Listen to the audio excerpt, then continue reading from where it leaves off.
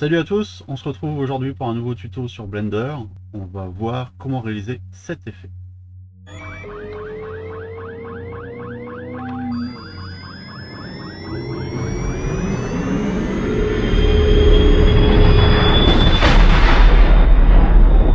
On commence tout de suite par supprimer le cube et la lampe. Et on ajoute un cylindre.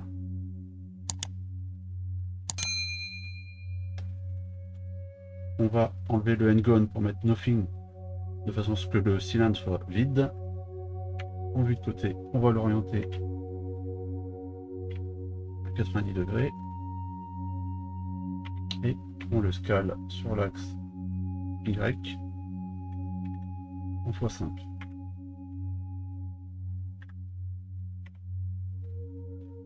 On passe en vue de face et on place notre caméra devant le cylindre. On déplace la caméra de façon à ce qu'elle rentre dans le cylindre. On vient ajouter un modifieur sur le cylindre, un E-ray. On va mettre également sur l'axe Y. Alors non, étant donné que je l'ai orienté, ça sera plutôt sur l'axe Z. Donc on va le mettre en -1. Et on va le multiplier par 25.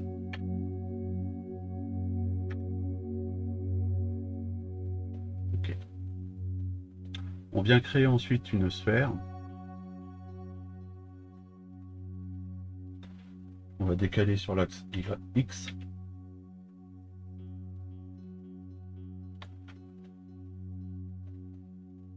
Et sur le cylindre, on va ajouter un système de particules en R. Au niveau du render, on choisit objet. Et comme objet, on sélectionne la sphère. On peut augmenter tout de suite le nombre à 5000. Okay.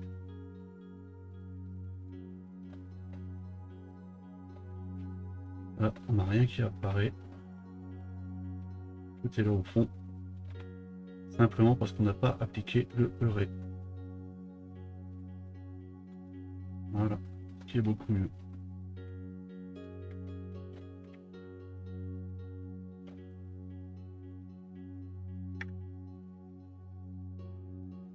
On va modifier le scale de la sphère.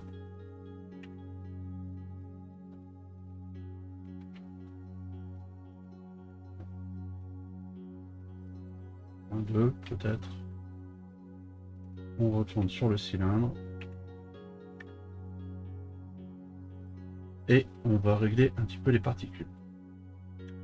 Donc ce qu'on va faire, on va décocher Show Emitter, de façon à ce qu'on ne voit pas dans le rendu final le cylindre, on ne voit que les particules. On va cocher Objet Rotation, comme ça quand on fera une rotation, une déformation sur la sphère, ça impactera également l'orientation des particules sur le cylindre.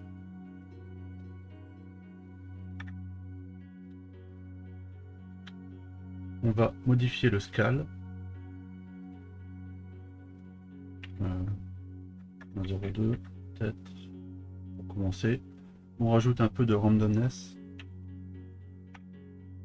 sur la taille des objets.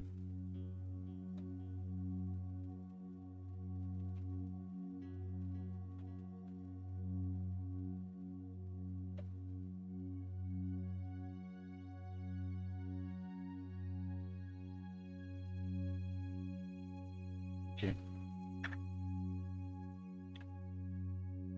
On va aller sur le world et le passer en noir tout de suite, complètement noir.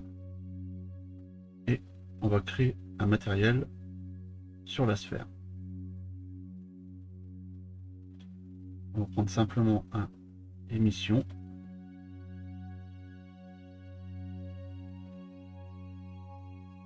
On retourne ensuite sur le cylindre, dans les particules, et on va cocher au niveau de la distribution, on va choisir Random.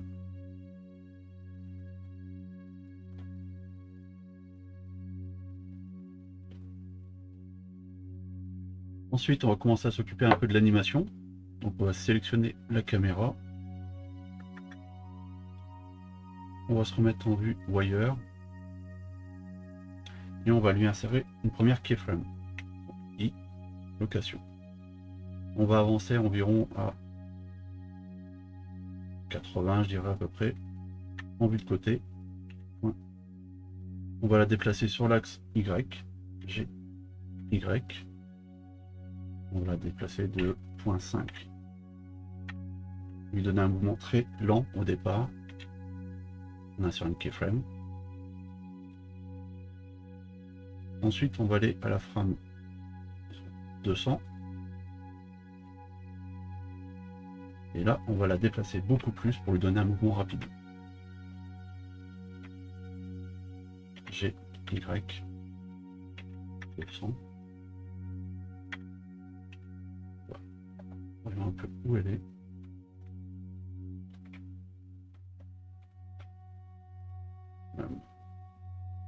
Même un peu plus.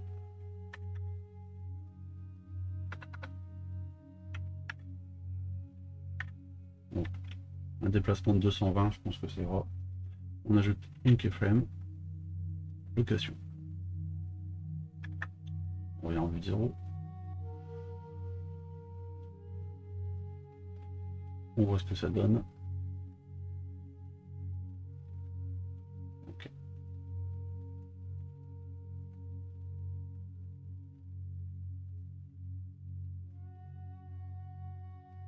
Ok. On va rajouter encore une keyframe pour la fin de l'animation. On va aller donc, à la toute fin à 250. On passe en vue de côté. Et là, on rajoute une keyframe très lente. G, Y. Voilà. 2. Location.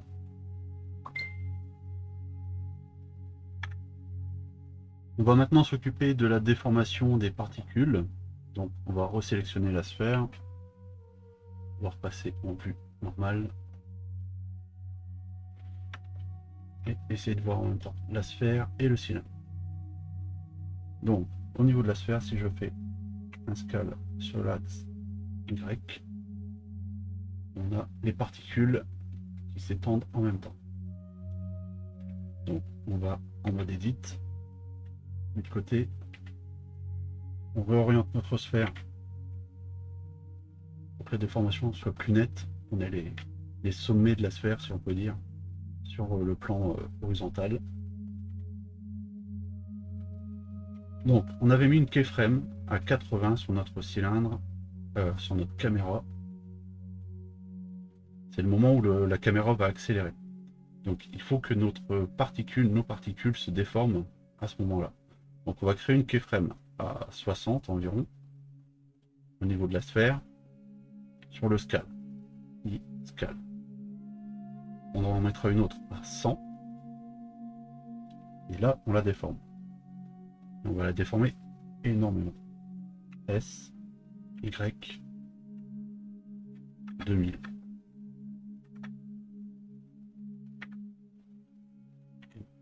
Scale. En train de voir en vue caméra ce que ça donne. Là 2000 c'est beau. Donc on va annuler ça. On va faire un scale différent, plus petit. S, Y, 1000. Je crois que c'est encore beaucoup.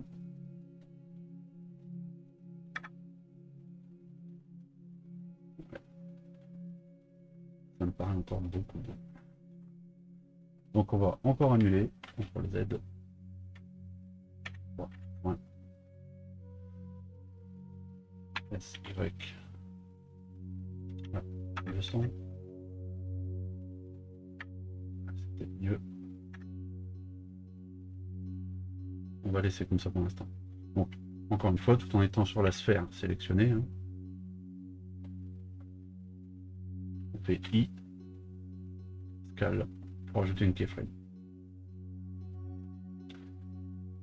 Bon, si on passe en vue caméra, on va essayer de voir un peu ce que ça donne.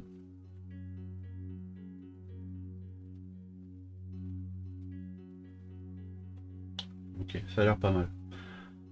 Donc au niveau de notre caméra, on avait une autre keyframe à 200. C'est le moment où la caméra va ralentir. Donc de la même façon, il faut que notre sphère se réduise à ce moment-là. Bon, on retourne sur la sphère. On remet un i-scale à 200. Et un peu plus loin, disons à 210, on va lui remettre la scale d'origine. Donc on va aller sur la propriété de l'objet. Ici au niveau du scale, on voit qu'on est à 40, c'est parce qu'on a fait le scale sur le Y. On va le replacer à 0.2 comme les autres et rajouter une keyframe.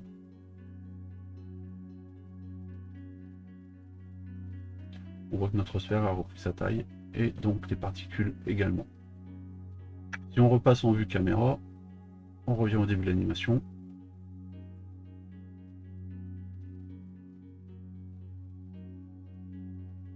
Ouais. Ça a l'air pas mal. On voit ce que ça donne au niveau du rendu.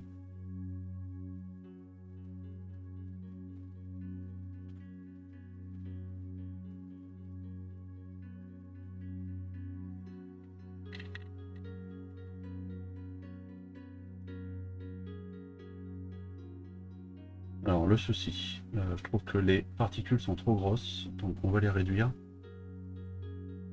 Donc, dans le scale, on va passer à 0.01. C'est mieux.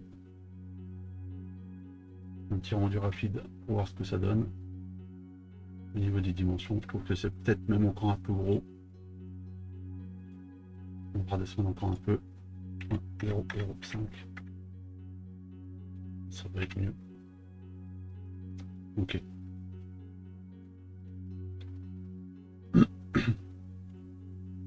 Donc, également, je trouve que quand les particules s'étirent, je trouve que ça s'étire pas suffisamment.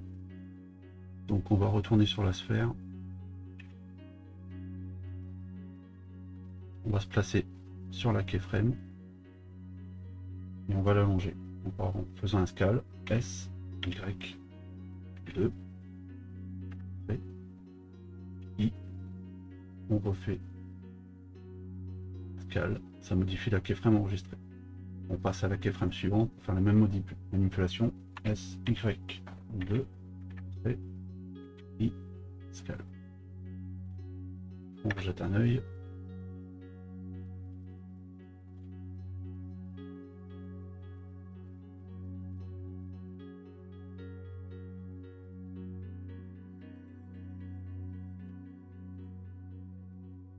Même là, je ne les trouve pas encore assez grands. Donc on va remodifier encore une fois. S, Y, 2.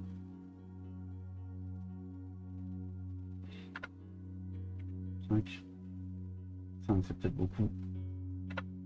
4. On va partir sur 4. I, scale. Keyframe suivante, la même chose. S, Y, 4. P, I, scale. On peut peut-être aussi également lui donner un peu plus de volume. Donc on va faire S, Shift, Y pour impacter toutes les dimensions de la sphère sauf celle du Y. Et on va multiplier par 4 également. Beaucoup. 2. 3 peut-être. Oui, 3. I, scale. Keyframe suivante. S, Shift, Y. 3. P, I, scale. On jette un œil.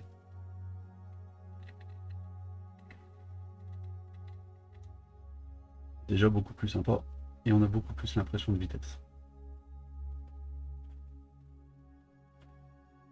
On va maintenant modifier les matériaux de la sphère. Donc, tout bêtement, en modifiant la couleur ici, passer sur un bleu assez prononcé et augmenter l'intensité.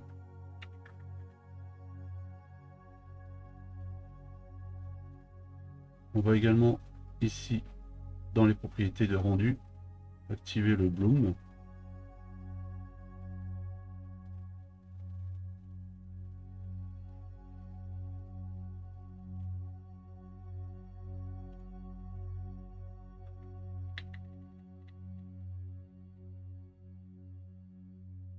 Ça rend déjà pas mal.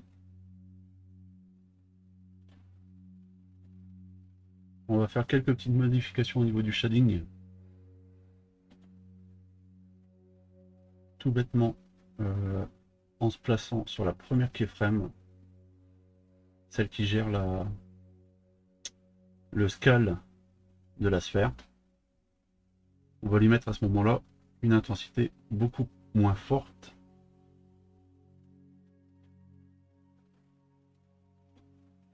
Disons à 2. On a 5 keyframes. Et à 100, on met une keyframe à 50.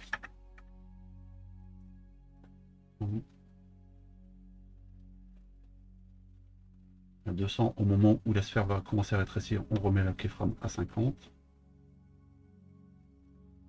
Et à 210, quand elle a repris sa taille, on va remettre une keyframe à 1. Non, pas 1, pardon. À 2, comme on avait mis au départ. Ok. Ensuite, on va faire de la même chose pour la couleur. Donc, entre 100 et 200, il nous faut le bleu qui soit bien prononcé, un cercle keyframe. Ok. Et quand elle est plus petite, on va mettre une couleur beaucoup plus pâle, beaucoup plus blanche. Un cercle keyframe.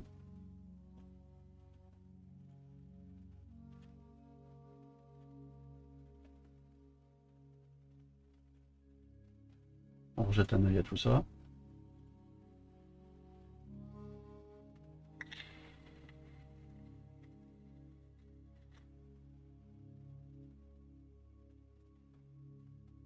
C'est plutôt sympa.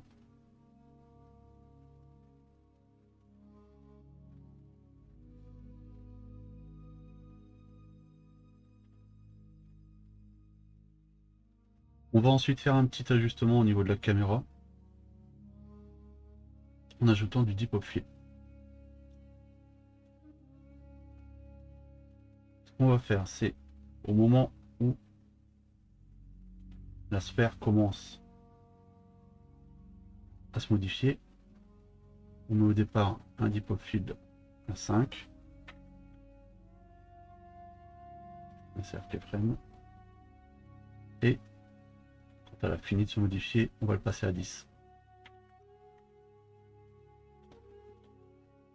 On fait la même chose dans le sens inverse quand elle se retransforme, à 200 keyframes à 10, et à 210, on revient à 5.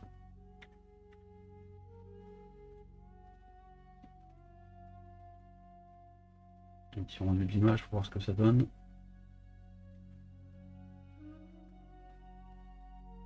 Peut-être encore un peu trop gros, je trouve, les étoiles. Peut-être pas assez blanches. Donc on retourne sur le cylindre au niveau des particules. On va rétrécir encore un poil les étoiles. Ok. Et on retourne sur la sphère pour gérer le shader. On se replace sur les keyframes, bien sûr. On va les éclaircir encore un poil. Clic droit, replace keyframe. Et de la même façon à la fin.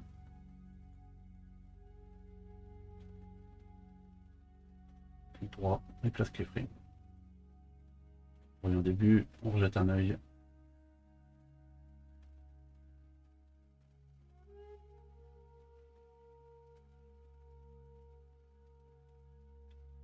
Ok. On va voir une petite image pour voir ce que ça donne. Ça n'a pas l'air trop mal.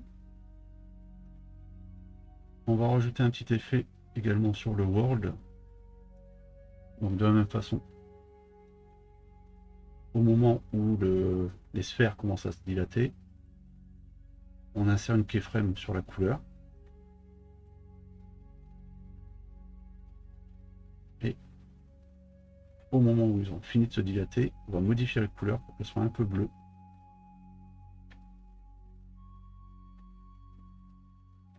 Un bleu assez sombre.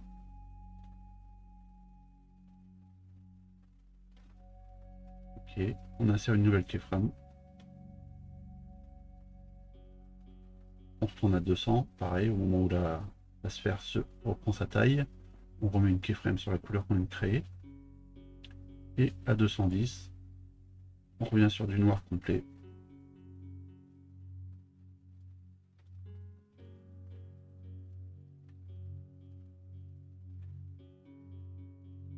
Insert keyframe.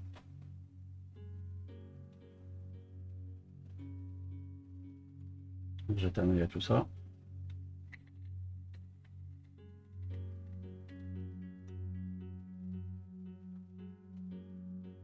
Et voilà, on a terminé. On va faire un petit rendu de tout ça et on voit ce que ça donne. Donc pour le rendu, on va aller ici. On va choisir l'endroit où on enregistre. Je vais me mettre sur le bureau pour l'instant. On donne un nom.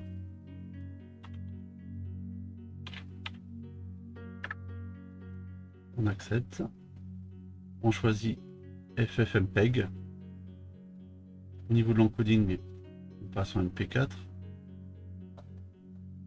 Et au niveau de la qualité, on se met en Perpetually Lossless.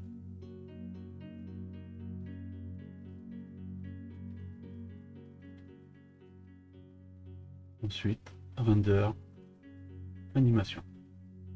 Et on se retrouve tout de suite.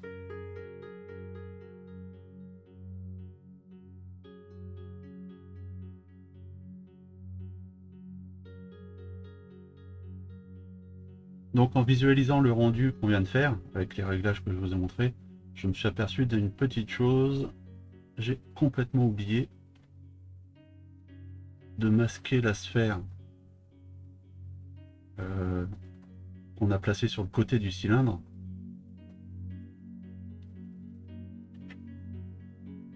Et ici. Et donc elle apparaît dans le rendu. En fait, tout bêtement, il suffisait de décocher ici le Disable in Renders, qu'elle n'apparaisse pas au niveau du rendu. Donc voilà, c'est tout pour aujourd'hui. J'espère que ce petit tuto vous a plu. Et à bientôt!